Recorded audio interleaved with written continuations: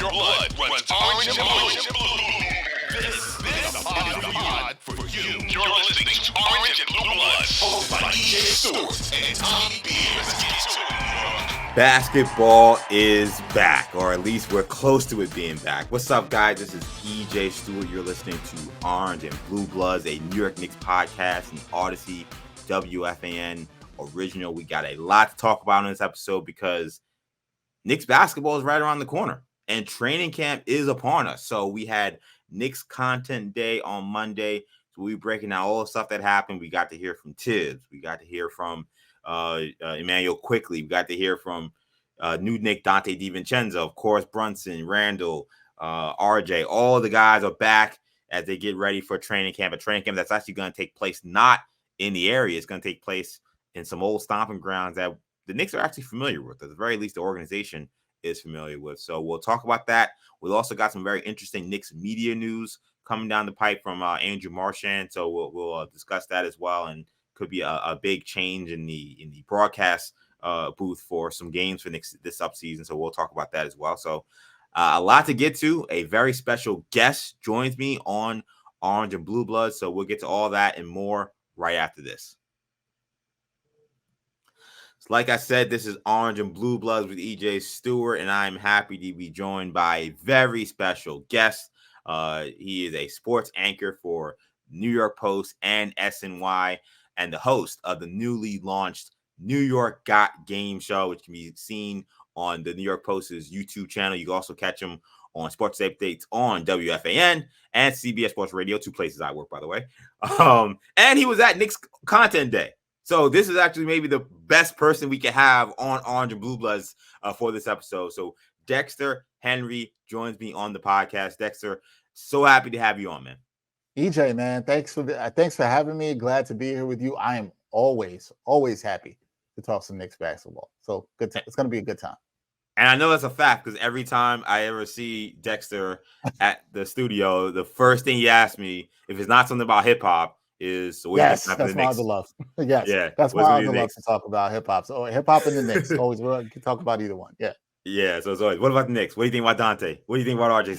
So the fact that he's on this podcast, it makes a lot of sense. And again, the fact that he was actually at Knicks Content Day makes a lot of sense. Before we get into stuff from today, overall landscape of where you see the Knicks right now as they enter this season. A lot of expectations, but an Eastern Conference that has improved.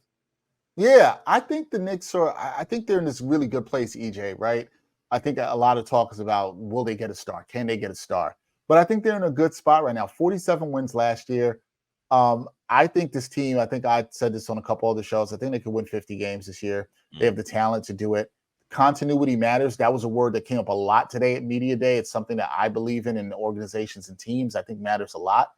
You can put a value on teams playing together, being together for a long period of time, knowing what their identity is.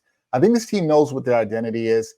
I think they're also very aware of the fact that just because they won 47 games last year doesn't mean that they're automatically going to go upward this year. And they spoke about that on Media Day, and I liked what I heard from there. But I think this team's in a really good position right now. I think they can. That's the third best team. If you want to say, Boston and Milwaukee are the two best teams in the East. The Knicks, and they have a good shot as anybody to be that third team. There's a lot of dysfunction in Philadelphia right now. We saw that even unfold more on Media Day. James Harden did not show up. Who knows what a lot of other teams could be. The Knicks showed they were better than the Cavs last year, right? The Heat look like they have regressed, at least roster-wise, but I never count them out because they always find a way or find some player. I'll tell you what, they might not. We'll see if they regressed roster-wise, but I do know one thing. I'm gonna say Jimmy Butler regressed when it came to Media Day look. Yes, last year was the dreads.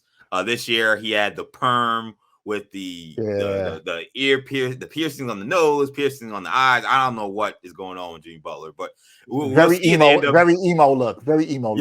Yes, he said he was in his Linkin Park bag, I guess, but in his Fall Out Boy bag. But yeah, they haven't regressed in that aspect. They've definitely regressed when it came to the opening day looks. Oh yeah, definitely. I'm with you on that. But no, I think the Knicks are in a good spot, and I think fans should be excited this year. I think they should be excited at what this team is doing, how they've developed, how patient they've been.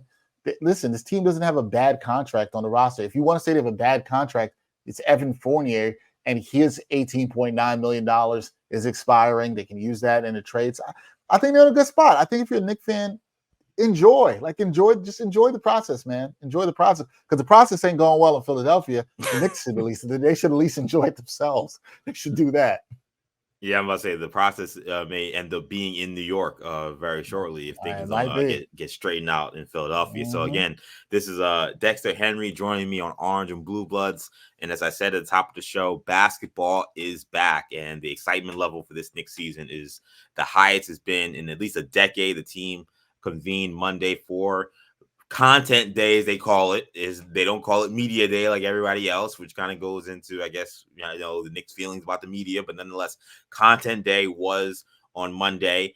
Players and head coach Tom Thibodeau addressed the media for the first time ahead of the start of training camp. The team is heading to Charleston, South Carolina to hold camp at the campus of the Citadel. This is something that the organization has actually used to do every year, starting with Pat Riley in the early 90s. Kind of getting a boot camp feel that they would bring over to, at that time, the College of Charleston. Here they're doing it at the Citadel. Tom Thibodeau, he was a part of some of those training camps in Charleston when he was on Jeff Van Gundy's staff.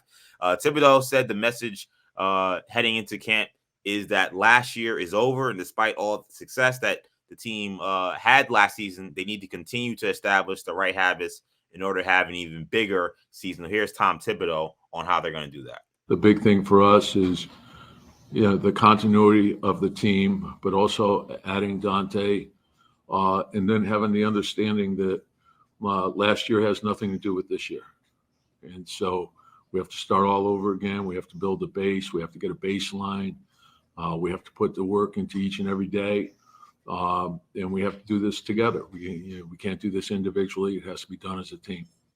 Tom Thibodeau there letting it be known again, last year has nothing to do with this year, and that is all about basically kind of building a base and moving forward. So one of the big questions this season is what will happen with the man that Dexter just recently mentioned there, a disgruntled shooting guard, Evan Fournier, who said this offseason that he had a, quote, hatred for the team after being taken out of the rotation and playing very little time last season as the Knicks moved on with Quentin Grimes in the starting lineup. Now, Tibbs says that he's expecting to stay with the same starting lineup to start this season, which means that Quentin Grimes will remain the starting shooting guard. And he addressed Fournier's displeasure with the situation. I have great respect for him. And, you come into the season, I didn't go into the season thinking we were going to do the things that we ended up doing. We did it because we weren't having success one way. So we adjusted. And then the next group that went in, it's hard to argue with 37 and 22 and a +5 net rating. So it is what it is. Might be the sauciest I've ever heard Tibbs, to be honest. A little spicy there with the, hey, can't argue with the record. Can't argue with a +5 rating. I'll even give you some analytics for Evan Fournier if you want to keep complaining about why he's not getting time. But Tibbs there making it be known that he's going to stay with the same starting lineup. So one of the big keys to the resurgence for the Knicks last season was the play of star guard Jalen Brunson. He became a franchise difference maker in his first season in New York. When asked about how the team improved from last season to this season, this is what he said. He talked about the team's effort. I have great respect for him. We have a bunch of guys who just love to work on their game, have great work ethic, all that stuff. We have guys we have to kick out of the gym. That's not a problem for guys to work on their game. So I think that's a plus for us. And I think we all come back better. We all come back wiser. We understand the task at hand, what we need to do. And that's just getting better every single day. And this is a great group. So the Knicks are going to need to stay in the gym if they're going to compete with the East elite teams. As we mentioned before, Celtics, Bucks made massive moves this week to upgrade their rosters. Milwaukee shocked the league by adding Damian Lillard. Drew Holiday was shipped out in that Dame trade, and then he was sent to Boston, adding to the level of talent at the top of the East. So now Boston has a new point guard in Drew Holiday. The Bucks have a superstar point guard in Damian Lillard. So things not getting easier for the Knicks in the East. If the Knicks are going to take a step up, Dexter, what do you think is going to have to happen for them to do that?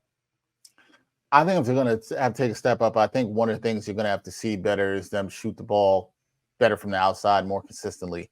One of the reasons the Knicks ended up finishing third in offensive rating last year, and their offense improved when they struggled in the beginning of the season, was because of their offensive rebounding rate, right? Yeah. Which still means they're missing a lot of shots from Yeah. outside. So you want to see them hit more shots. I think it's great when you can have guys and they have good rebounding guards in Dante DiVincenzo, who's a good rebounding guard. You also have Josh Hart, who's also able to rebound very well for his size. I think that helps, but you want to see guys knock the three down more and put pressure on teams offensively when someone like a Jalen Brunson gets into the paint and kicks out, when Julius Randle, who can attract attention as well, too, kicks out. You want to see guys knock down the shots. And when we're talking about guys, we got to talk about who we're talking about. We're talking about RJ Barrett's got to be better and more consistent from the outside, only 31% last year. He's got to be better there. We know what Grimes can do. He can hit it well at a good clip. But I think RJ is really the key in that starting lineup. If he can knock down his open looks, become more efficient with his shots and finish around the rim, that's going to open up that offense.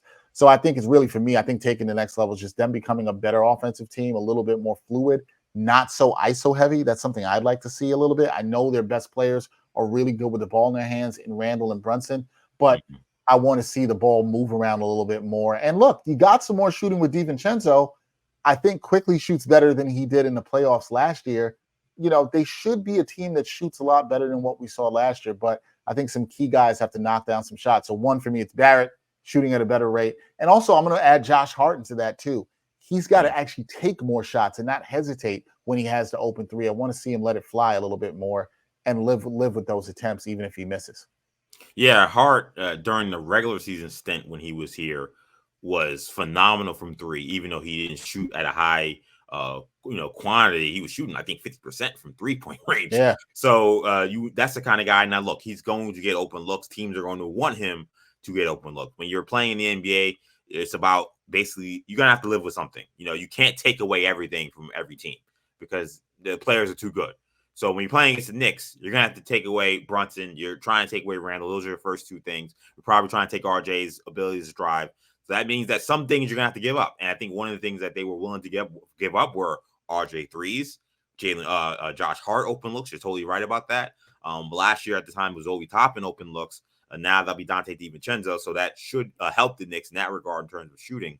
But I think it's a good point. I think that's probably the one thing when you look at this Knicks team outside of big star power where you say, okay, what is it that the best teams in the NBA do that the Knicks don't do that great? You would probably say it's 3-point shooting. It's they're not these lasers from all around the court. They have guys who can shoot. Randall shoots a really good percentage for a guy who shoots his main threes as he did last year. Quickly, I feel like can still shoot the ball better from three. I mean, he came into the NBA with a reputation as a knockdown shooter. And he's been a little bit of a streaky shooter since he's been in the NBA. I don't see why Quickly can't be a guy that's a consistent 38, 39% shooter from three. You mentioned DiVincenzo. He's going to be an interesting guy to follow as well because I never looked at him as a player and said, well, he's a shooter. He's had kind of up and down, shooting numbers throughout his career. Last year was the best he's ever shot playing in Golden State. Now, I think you talk about teams living with certain shots. When you're playing against the Golden State Warriors, all the guys they got, I think you're going to live with Dante DiVincenzo looks, then you're going to, instead of, Steph or Clay, some of those other guys. So DiVincenzo, regardless of the quality of his list, he's going to have to shoot, continuing at a high clip. So I do think that's a good point that shooting is going to be a must for this team. And then Quentin Grimes, I feel like in many ways, the ceiling for this team, I feel like in some ways kind of rides on him. So I think realistically, we can expect Brunson to play close to what he did. I think we can expect Randall for the most part, though I know he could be a little bit of a wild card in the regular season to play the way he did last season or somewhere around there. And I think sometimes we have question marks where RJ is, but like the last 2-3 years, he's kind of been the same guy-ish. So let's just say RJ does what he's done. Grimes seems to be the player to me that I think if the Knicks are going to take a step up, he's got to become a 15-point scorer. He's got to be the guy that's the real knockdown shooter because he's another guy that came into the league with a reputation as a shooter. And in some ways, like the numbers look good, but then there were times where it just seemed like he couldn't make a shot. I would like to see him be that guy who becomes that real threat from three because if he can space the floor, that opens up so many other things for everybody in the starting lineup. It's funny you mentioned him because I do think he's key. And I did an interview that'll come out today. Me and Ian Begley were talking about it. And I asked Ian Begley, we were talking about different players and keys. And I asked him about Grimes. And once we heard that Grimes will be back in this starting lineup as 2-guard, you mentioned there, EJ, I asked him, well, do you think he can make a leap? And I think the leap that you're asking, the numbers you put there, about a 15-point per game scorer, efficient shooting. We know he shot around 39, 38% from the three. He did have a cold spell last year. I think it was right after the All-Star break where he went to a bit of a slump. Slumps happen. It's gonna happen. But I think Grimes is a good shooter. He's a fantastic on-ball defender. Now you want to see how does he get those 15 points? I think that's the thing. It's how does he get these open shots in the offense? Does the offense evolve a little bit more, which is something I think a lot of Knicks fans have wanted to see from Tom Thibodeau in terms of different sets and different formations and, doing that. Is he allowed to handle the ball a little bit more, EJ? Is he going to be able to create some? We saw some of this a couple years ago in Summer League. I don't get crazy about Summer League, but I think are we seeing Grimes' game evolve? I agree with what you're saying there. A lot of people are going to say, does RJ take that next step? And I'm not saying that doesn't matter because it does. But I'm with you in that if Grimes takes the next step in his game and develops even more because of his shooting upside and how important shooting is to this team, I think that can be key. If he starts learning how to pick his spots and when to attack the rim, when to create off the dribble, when to, I think that's going to be key. And I hope that Knicks fans are going to hope for this, is the team going to utilize that with him and allow him to develop not just in practice, but see a little bit in games as the season goes on. So I think that's a great point by you about Grimes. I think he's one of the key players for the Knicks this season. Yeah, in some ways, and I love almost everybody on the team. I love the Knicks, obviously, but I love RJ, and I've defended RJ a bunch. But in some ways, a leap from Grimes, I think, makes his teammates better. I don't know if a leap from RJ makes his teammates better. Now, the Knicks overall, I think, would be a better team. But because of what RJ does, which is him getting downhill, slashing, the Knicks are going to score more points. They're going to get more to the free throw line. So it makes the team better. But I think with Grimes, because he's a floor spacer, if he takes a step up, and that means teams got to take more attention onto him, and that creates driving lanes for other people. So that's why when I think about, who has to take that next step up, I'll take anybody, trust me. And I would love it for RJ just for my own, just me rooting for him as a young man who I think has come here and had, the right attitude and has really, showed a lot of toughness through a lot of adversity. If Grimes does that, I really think that actually helps everybody else on the roster, because a lot of these guys are slashers. A lot of these guys like to get downhill, and because they don't have a lot of lasers, it's going to help those guys get easier looks. So I think Grimes is going to be an important player. I think you're right. I think, this is a comp a friend of mine gave me last year. Shout out to my boy Anthony. He was saying that I wonder if he can take the kind of jump that we've seen with Desmond Bane on the Grizzlies, right? And I think that kind of trajectory is kind of interesting when you look at him. A guy who can shoot the ball well. Grimes is a better defender than him, but can he do that? You see in a team, the Grizzlies, they're not a great shooting team, but what he's been able to do with his shot and then creating a little bit off the dribble, that opened up a lot for that team offensively last year. So I think your point about Grimes as well, and Grimes has the skill set to do it, man. I think he's got the skill set to do it. So we'll see. The Knicks have a lot of hard workers and their young players. The organization says that. I think guys like Quickly and Grimes, they spend a lot of times in the gym. So does RJ. We'll see. At some point, you can talk all you want. You can say about what's going on in practice. You got to put together in the games, right? EJ, you got to get it done in the games. That's all that matters. Absolutely. And I think with the Bane comp, that's interesting as well.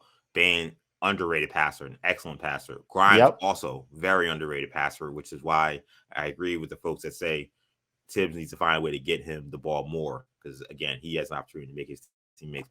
We saw him make some beautiful passes to Mitchell Robinson on some easy dunks. So we'd like to see that more this season. Now, on staying kind of somewhat on that same Grimes front, Tibbs, as I mentioned earlier, talking about Fournier again. I think the spiciest thing I've heard Tibbs talk about a player on his team when asked about Fournier's frustration, basically saying, "Look at our record," and that was his answer. It is what it is. So, do you agree with Tibbs' stance essentially that Fournier is basically gonna have to sit as long as we keep playing well? Yeah, when he made the move, I thought it was the right move then for the team. We know Tibbs is a defense first guy. Grimes is a much better defender than Fournier. It doesn't mean that I don't think Fournier can still play in this league, Like, I feel bad for Fournier in that regard because he still could play in this league and still could be valuable to a team. He's just not valuable to the Knicks right now, other than his contract being an expiring contract. He's not that valuable to the Knicks. So I was a little surprised when I was sitting there in the press conference. I was like, "Oh, Tibbs came here. He was like, I'm gonna hit y'all with the facts." The fact that he had the record and the plus, he was ready. The net he rating ready. in his head shows you that he wanted to get this out. And I think that what Fournier was saying about him this offseason, I think rubbed him the wrong way, which is why he was ready with this. I think it did. And what was interesting to me is, and it wasn't followed up and nobody asked. I think it was Stephen Bondi who actually asked him the question about Fournier. But nobody asked, I think, a little bit about, Fournier had said that you guys didn't have a relationship. Basically, it said that before the FIBA World Cup. And then what was it, just last week, I believe, he was on that radio station in France and said that, like he's being held hostage by the Knicks. And it's like, here's the thing. First of all, I'll tell you what, I would love to be held hostage for $18.9 million. To never have to step on the court. I would love it. Yeah, hold me hostage. And I don't want to make fun of him in that way because he loves to play basketball and people want to do what they love. And I have a respect for people doing what they love, as we are blessed to do. But for $18.9 million, that's what the money's for, Fournier. That's what the money's for. But I understand he wants to play. I don't know the truth about whether or not does he have a relationship with Tibbs. Has Tibbs stopped talking to him? I find that hard to believe. Now, one of the things I think you got to take about what Tibbs said, and I don't think that was in the clip you said, but he also said, look, you got to do what you got to do. You got to show up to work and he pretty much said, be a professional. That's pretty much what he said there. Be a professional and show up to work. And I mean, he's not wrong about that. And stay ready. That was something he also said. Stay ready. When there was some opportunities where Fournier did play with some injuries down the stretch, we saw that, and he did stay ready, and he came in. You never know, Fournier. You might have to be used. You can shoot the ball. We know defense is not a strong suit of his, but I don't blame Tibbs for what he said because it's like you got to go with the guys that you think you could win with. We all hear this all the time in sports, right, EJ? We're going to go with the guys and give us the best chance to win. All right. Well, he's doing that, and he hit you with facts with that +5 rating, and you're right. He had that and was ready with it. So I don't fault Tibbs for that. You're right. It's as spicy as we'd ever heard him talk about a player on his own team. Think about even with Cam Reddish, he didn't get that spicy about stuff. He kind of was like, oh, we're going to let this play out and do this. So that tells you Tibbs was probably a little bit annoyed at the stuff he heard from Fournier in the offseason.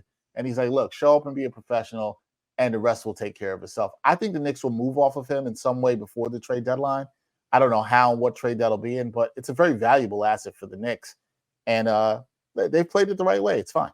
It's fine. Yeah, I think with Fournier, I think he's going to be on the team until there's a trade for a star player that they can attach him to, or at least a big difference maker. And if that trade doesn't, materialize, then Evan Fournier will be bought out as soon as the trade deadline's over, and he'll be one of the first guys you'll hear about that reaches a buyout agreement with the Knicks, and that will be the end of his time here. And I do agree with your point. Like, I think Evan is like a hooper at heart. Like, I think he does love basketball. I think he does love playing. So, like, it probably pains him to not be out there, given he came here thinking he was going to be a big difference maker. But as Tibbs noted, look, like at the end of the day, the team has not been successful with him playing a lot of minutes. I mean, we've now saw a full season with him as a starting shooting guard where he broke the record for most Knicks threes, and it was one of the most disappointing Knicks seasons I've ever watched, and that's saying a lot because I've watched a lot of crap over the last 20 years, and him starting as shooting guard that season that I watched with him as a starter was one of the most disappointing. And then the start of the last season where he couldn't guard a chair, and I mentioned it on Twitter today, like it's kind of crazy to come into this training camp and this content day and hear no Tibbs nonsense. But I think given that Grimes proved what he did and the team and played the way they did and they won, it gave Tibbs no reason to doubt that he should stick with Grimes as a starter. And there was no talk about Evan Fournier needing him to start. I remember last year how crazy he sounded, thinking that they needed to still start Evan Fournier during media day last year. And now that Obi Toppin is not on the team, so he doesn't have to gaslight us with reasons why he can't play Obi Toppin more. Like today, Thibodeau sounded like a really kind of a sane coach. Like I was like, I can't believe I went to a whole Tibbs press conference and didn't have any issues, but it was hard to really argue with anything he was saying. And I think in some ways, the two most toxic things about his tenure as a Knicks coach have kind of been handled, one by one guy's play, another by another guy potentially being jettisoned out of here.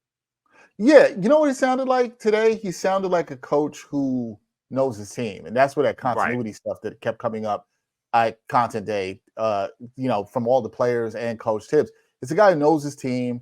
People know their roles. He knows what it's supposed to be. He knows the identity of his team. To your point, I think Tibbs has probably not got enough credit for making that change, or the organization. I think I think there's something to be said when you realize what a sunk cost is. A sunk cost is a sunk cost. And hey, we're going to move on from this and we're going to do what's in the best interest of the team. So Tibbs has made change. Everybody said Tibbs was stubborn. Oh, you won't make these changes. You won't do this, blah, blah, blah.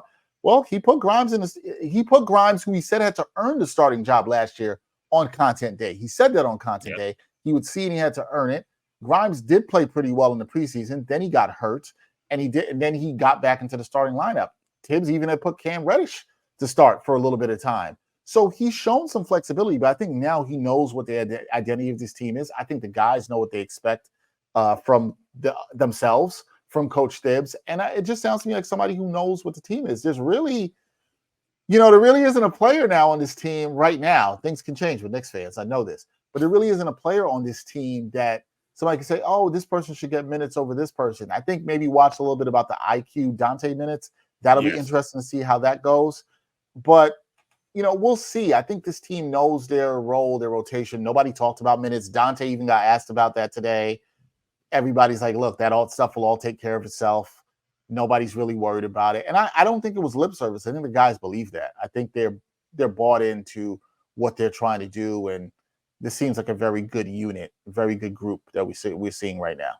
I mean, I was even surprised by RJ even floating out that if he was asked to come off the bench for someone like Josh Hart, that he'd be willing. This is what he said. If that were to be the case, comfortable, very comfortable in that role.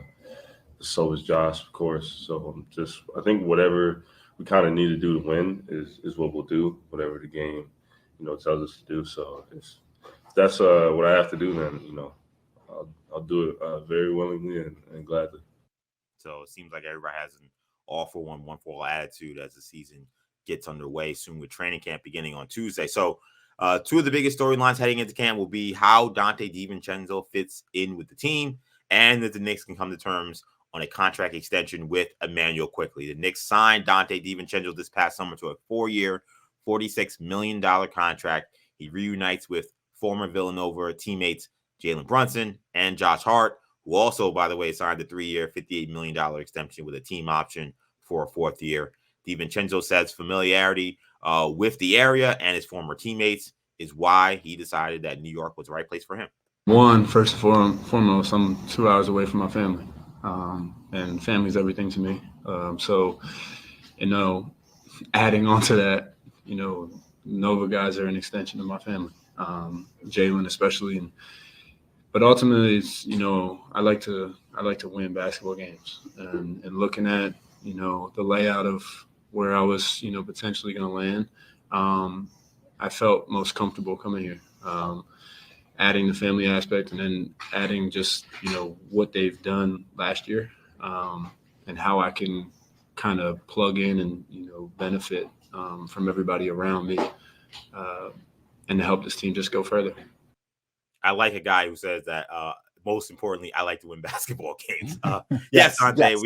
We like that. We like winning basketball games here. I know we haven't done it a ton this millennium, but that is the kind of guys we like here. So Dante said the main focus is on winning, regardless of what role he plays, as Dexter mentioned, coming off the bench, 20 minutes, 30 minutes, whatever many minutes he's willing to buy in. He said he has a 4-year contract, so he's committed to winning here in New York City.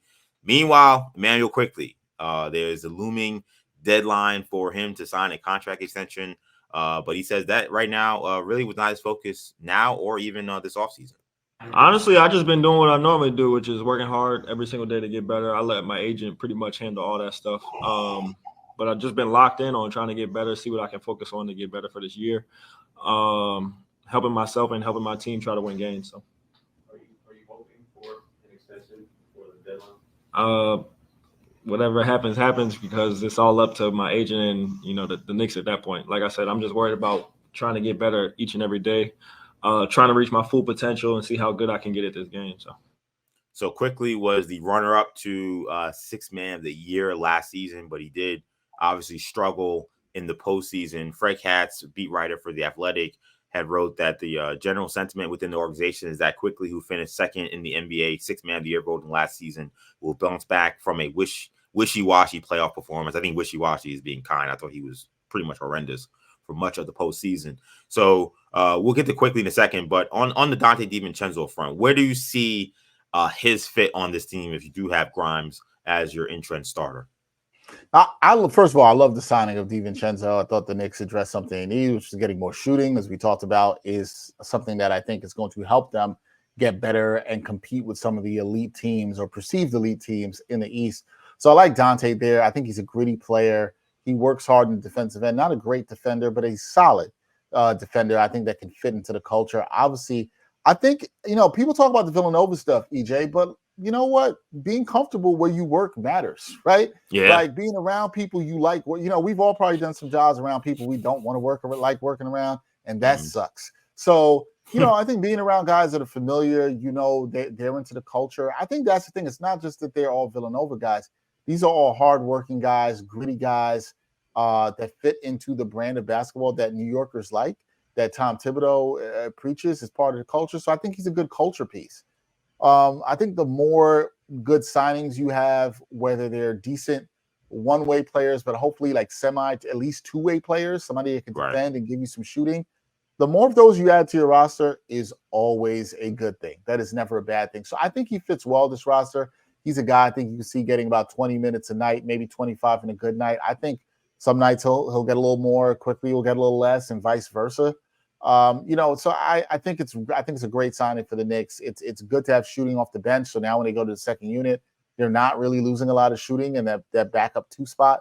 So yeah, this is a great signing. And Dante struck me, it's my first time hearing from him, obviously being in a Knicks uniform today, but he struck me as somebody he understands it. He gets the mission here. Some guys that talked today that sounded really focused, and I think he gets it and is in a good space. And so I expect good things from Dante in the Knicks uniform. Yeah, I mean, I feel like everywhere Dante has been, he's been kind of looked at as a pro's pro and a reliable guy, where whether he's shooting well or shooting poorly or whatever, however many minutes he's playing, whether he's starting, he's always going to give you 100%. He's always going to play the right way. That just happens to be how a lot of those guys that Jay Wright coached have played, not just in college, but also in the NBA. He fits right into that. So in some ways, he's a Tibbs dream in that regard. Yeah, I the more we get closer to the season, the more I'm very intrigued by how Dante fits into this team. When they signed him, I was like, okay, cool. I wasn't like going crazy about it because I felt like I wanted maybe a Seth Curry, maybe someone who's more of a pure shooter per se. But this guy plays really hard. He, like you said, he works hard on the defensive end. He can shoot. He can play some one, which actually I thought it was interesting that Tibbs mentioned that, yes, him and Quickly will kind of they'll both have time at the one coming off that bench. So that will be interesting. I think that will help Quickly a lot. He'll get some time at the 2 off the bench without having to maybe sacrifice offense by putting Deuce McBride in there. They can have someone like Dante DiVincenzo who can also score the ball playing the 1 so Quickly can get some time off the ball. So I think Dante is a good fit. I'm curious to see how they figure out this backup 4 thing. I didn't really see many quotes about how they plan to address that. Maybe they won't. Maybe there's a plan to go small for now. But I think Dante is definitely going to be an important piece for this team if they are going to take another step. On the Quickly front, you hear him saying essentially that he's letting the agent handle the extension stuff. What you expect to hear from athletes at this point in their contract negotiations. What are you comfortable with if you had to negotiate with Emmanuel Quickly? You were in Leon Rose's shoes. What would you be comfortable paying him on an extension? I'm comfortable paying him anything between I think 18 to 21 mil per year. I think it's probably what he'll get, and I'm fine with that because I think Quickly's a really good player. I'm actually very high in Quickly despite his struggles in the postseason last year because he's the kind of guy too. When you heard him talk about that, he's like, I was spending the summer watching film and working on. And listen, everybody says that at this time of year, right? Everybody's been watching the film. They're in the best shape of their life, all this stuff. But some players, you hear that and you like, no, I believe you. Like, I know, I can tell you're somebody who's putting in the work. Everything you hear about Quickly is that he's a gym rat, putting in the work. I think he bounces back big this year. I think he was uber motivated. He'll be uber motivated by the fact that he didn't win Sixth Man of the Year last year. He had said at the top of the year last year that was one of his goals. Obviously, he came in second. I think he's got to be a great chance, or probably odds-on favorite to win it this year. I think he has a good chance he does it. I think he'll be very focused. He's the kind of guy where I'm like, okay, let me see what you've added to your game. We knew the float game was strong in year one, and he's added some stuff and quickly looks. He said he worked on his strength. He looks a little bit stronger. I saw him today when he first came into the facility, and then before he came to the podium, and he looks like he's at least put on a little bit of weight, not a lot, but a little bit of weight. So I think it'll help him. I think quickly he's a good player. I think he's worth anything in that range. I think the Knicks have to pay him. I think I'd be stunned if he doesn't get signed by the Knicks. I'd be very stunned about it. I know some Knicks fans might say, well, if you don't sign him, then it's easier to trade him on the number. Maybe and maybe not, because teams would probably like him if he's locked in for 3 to 4 years. That actually is fine. You just won't be able to trade him in the first year, like you couldn't trade RJ last year. Right. But no, man, I think that's a good number, and I think the Knicks will get something done before the 23rd. I'd be stunned if they don't sign Emmanuel quickly. I'd be stunned by that.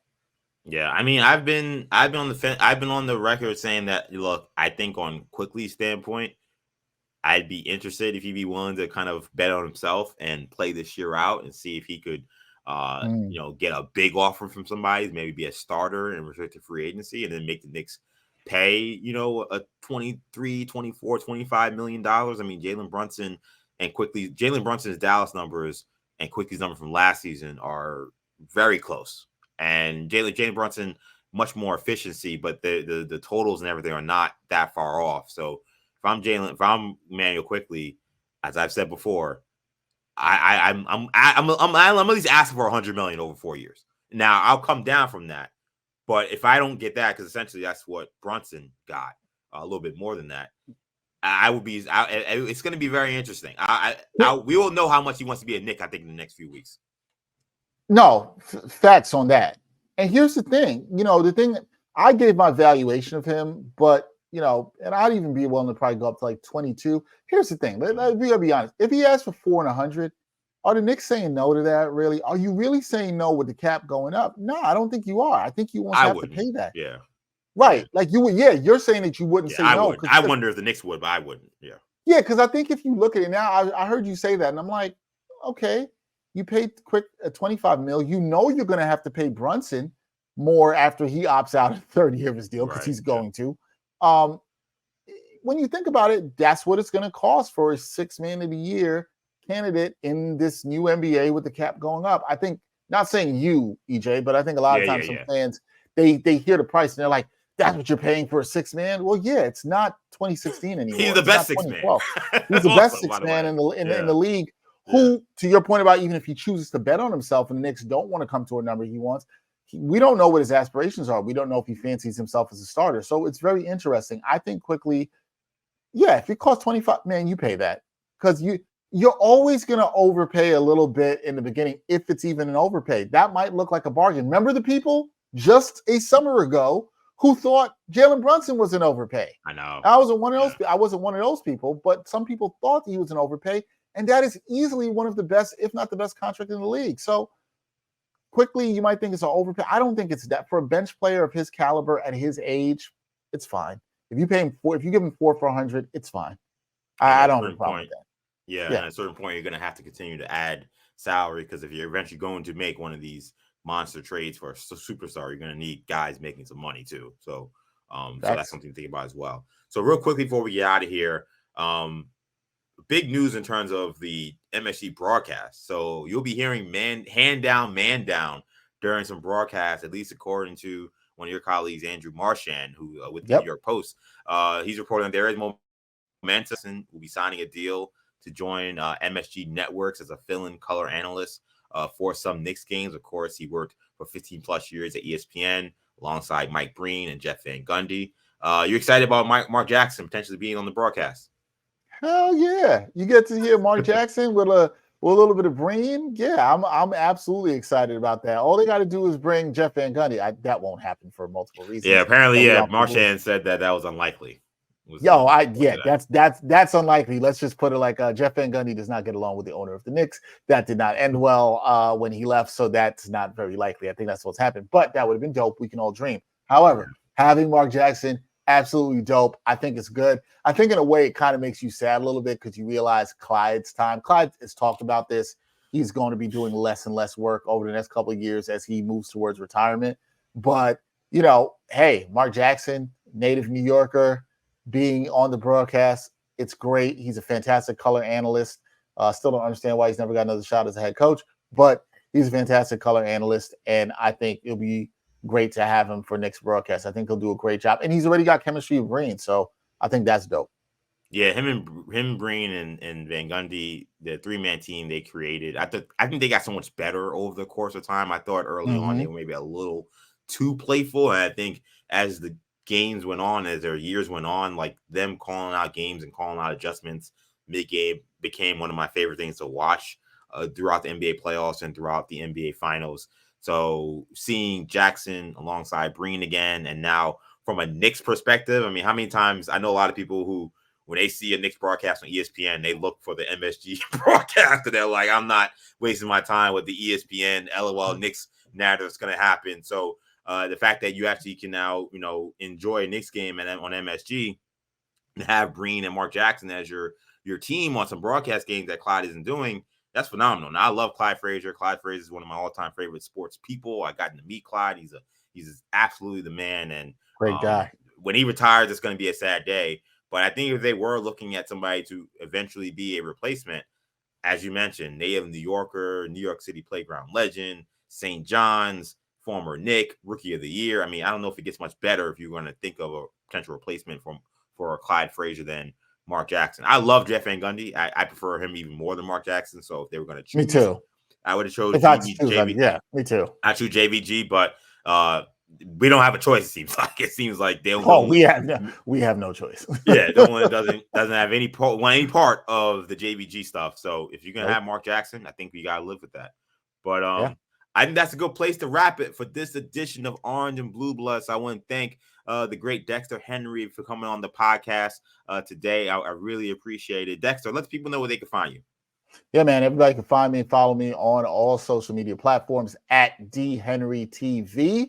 You can also check out my work on the New York Post YouTube channel as well as SNY YouTube channel. You can hear me doing updates on WFAN and CBS Sports Radio. Sometimes EJ and I get to work together. EJ might be behind the boards and I'm doing some updates. It happens. Sometimes you don't always see a lot of us that look the same there, but we're there. We're there. EJ, you're doing a great job with this show and this podcast, man. I'm really proud of you. So thank you for having me. I'm always willing to support and come back anytime. So thank you, brother. Appreciate it.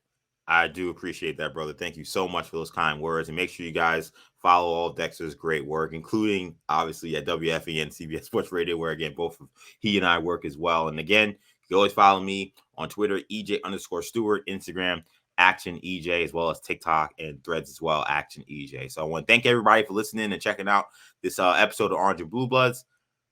For Dexter, I'm EJ. Take it easy, guys. Peace.